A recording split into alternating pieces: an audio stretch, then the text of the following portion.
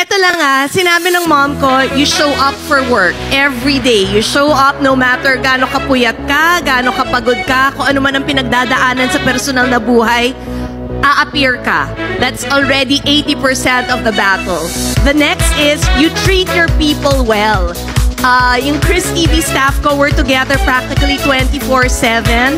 Doon sa Aquino and Abunda, they've been with me since the buzz started.